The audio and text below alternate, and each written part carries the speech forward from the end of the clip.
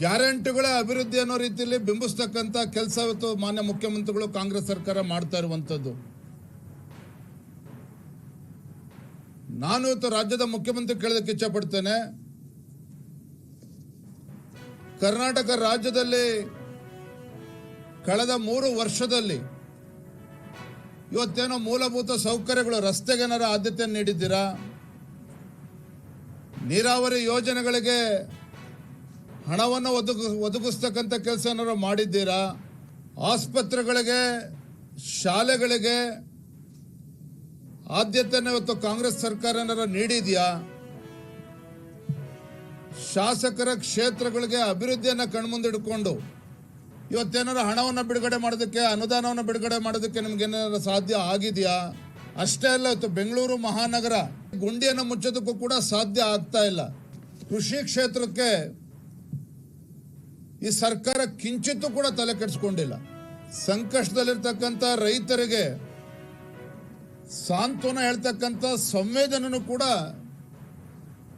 ಈ ಕಾಂಗ್ರೆಸ್ ಸರ್ಕಾರಕ್ಕೆ ಇಲ್ಲ ಅಂತಕ್ಕಂಥದ್ದು ದುರ್ದೈವ. ಮತ್ತು ಸನ್ಮಾನ್ಯ ದೇವೇಗೌಡ ಅಪ್ಪಾಜಿ ಪ್ರಧಾನಿಗಳಾದಂಥ ಸಂದರ್ಭದಲ್ಲಿ ಅವರ ಅಧಿಕಾರಿ ಕಡಿಮೆ ಅವಧಿ ಕೂಡ ಇಡೀ ವಿಶ್ವವೇ ಅವರ ಒಂದು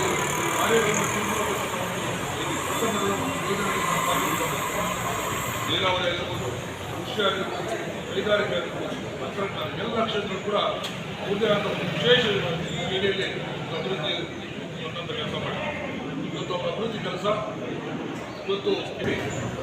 ಹಾಗಾಗಿ ಏನು ಅವರ ಒಂದು ಜೆಡಿಎಸ್ ಪಕ್ಷದ ಅಂದರೆ ಅವರ ಗಡಿಯಲ್ಲಿ ಬೆಳೆದಂಥ ಅನೇಕ ರಾಜಕಾರಣಿಗಳು ಬೇರೆ ಬೇರೆ ಪಕ್ಷದಲ್ಲಿ ಕೂಡ ಅಂದರೆ ಅದು ಒಂದು ಪ್ರಾಯೋಗಿಕ ತರಬೇತಿ ಕೇಂದ್ರ ರೀತಿಯಲ್ಲಿದೆ.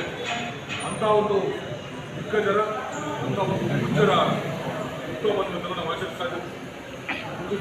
ಹಾಗೆ ಅವರ ಒಂದು ನೀರಾವರಿ ಹೋರಾಟಗಳು ಇವತ್ತು ಕೂಡ ರಾಜ್ಯಸಭೆಯಲ್ಲಿ ಆಯ್ಕೆ ಆದಮೇಲೆ ನಿಲ್ಲಕ್ಕೆ ಶಕ್ತಿಯನ್ನು ಕೂಡ ಕೂತ್ಕೊಂಡಾದರೂ ಕೂಡ ಅದರ ರಾಜಾರೋಷವಾಗಿ ಒಂದು ರಾಜ್ಯದ ಹಿತಾಸಕ್ತಿ, ದೇಶದ ಹಿತಾಸಕ್ತಿಯನ್ನು ಗಮನದಲ್ಲಿಟ್ಟುಕೊಂಡು ನೀರಾವರಿ ಹೋರಾಟದ ವಿಚಾರವಾಗಿ ಅವರ ಒಂದು ದೂರದೃಷ್ಟಿ, ಅವರ ಛಲ, ಹಠ ಏನಿದೆ ಅದು ನಮಗೆ ಸ್ಫೂರ್ತಿ ಮತ್ತು ಅಂಥ ಹೋರಾಟಕ್ಕೆ ನಾಂದಿ ಮಾಡ್ಕೊಳ್ತಕ್ಕಂಥ ಒಂದು ವಿಶೇಷ ಬೆಳಗ್ಗೆಗಳು.